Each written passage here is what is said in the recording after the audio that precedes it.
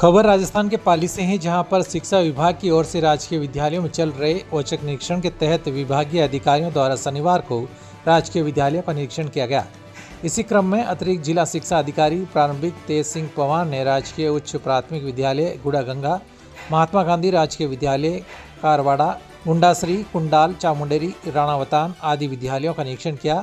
इस दौरान उन्होंने पोषाहार व्यवस्था, शिक्षण कार्य, प्रखर राजस्थान पुस्तकालय, कार्मिक उपस्थिति पंजिका एवं विद्यालयों की समस्त व्यवस्थाओं का जायजा लिया। इस दौरान उन्होंने विद्यार्थियों को प्रोत्साहित करते हुए शिक्षण में निरंतरता, अनुशासन और व्यक्तित्व विकास में महत्वपूर्ण भूमिका निभाने की बात कही।